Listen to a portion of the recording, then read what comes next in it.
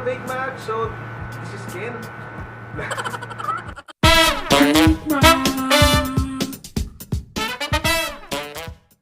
So, let's see and let's find out what's this.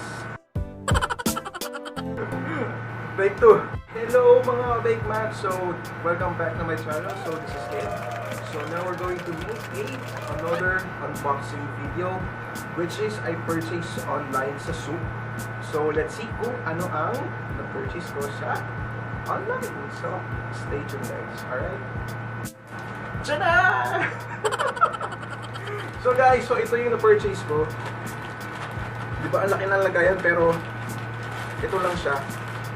So, tingnan natin kung ano yung magiging laman niya to. Sobrang liit lang niya. Ito lang siya, oh. Pero napakalaki ng lagayan. So, i-open na natin to guys kung ano yung na-order ko sa Souq.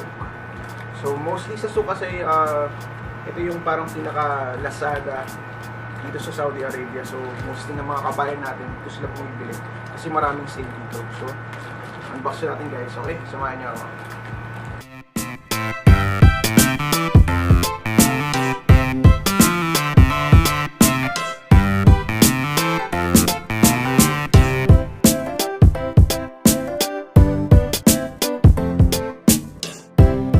And ito na siya guys. So, meron pa siyang box dito. So, tingnan natin kung ano to.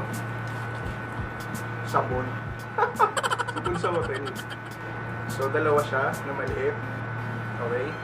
Dalawa to. And then, meron pa dito isa. Ano ba to? Ito.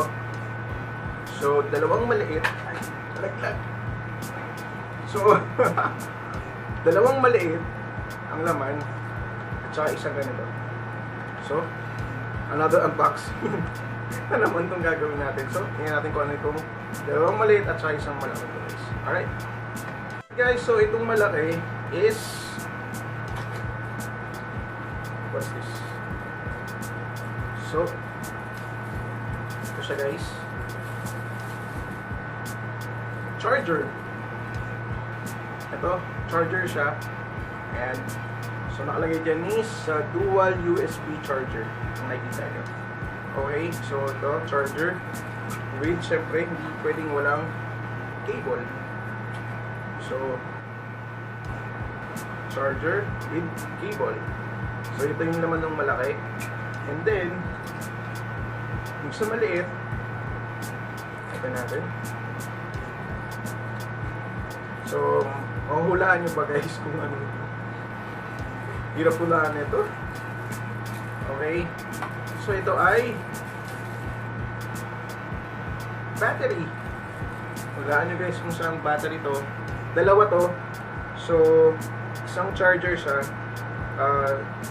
Kung nakikita nyo guys, so dalawa to. So, it means ang gagawin nyo dito is ganito siya. Ganito. Yan. Yung focus. Pero ganito siya. Okay. Ayaw tanggal. So actually guys, itong battery na to is for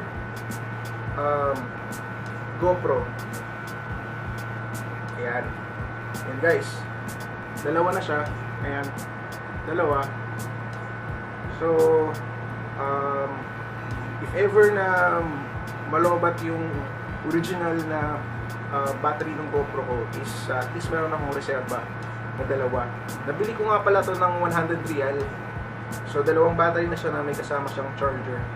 Kasi kaya ako napabili nito guys kasi yung GoPro is pag continuous mo siyang ginagamit, pag tuloy-tuloy yung paggamit mo, ang battery life niya is from 5 to 6 hours lang ang kaya niyang itagal. Depende sa paggamit mo. Minsan nga mas maikli sa 5 hours.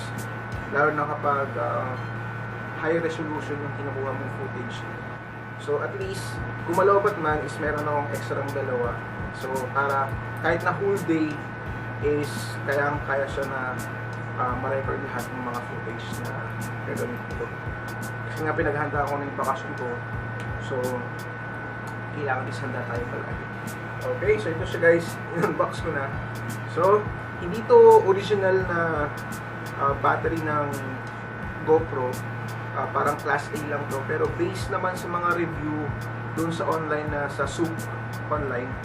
So, parang original lang din naman daw to. Parang bumili ka lang din ng original kasi maganda naman yung mga nabasa kong review about this item. So, bumili na ako, hindi na ako nagdalawang isip pa. So, mamaya, itatry ko to, i-charge. And then, let's see kung gagana pa siya sa GoPro. And that's it guys. So, maraming salamat guys. So, sa pagsama sa akin sa panibagong unboxing. Wala na kwenta-kwenta kung ano. Pero maraming salamat guys sa laging panonood ng sa YouTube channel ko. So, kung hindi ka pa nakasubscribe dito or if you are new on my channel, so don't forget to subscribe and also hit the notification bell so for you to be notified if I have a upcoming vlog. And also for those who are subscribed on my channel, so maraming salamat sa inyo guys sa palaging panonood sa akin. So, yun lamang guys. So, bye-bye. See you next time guys.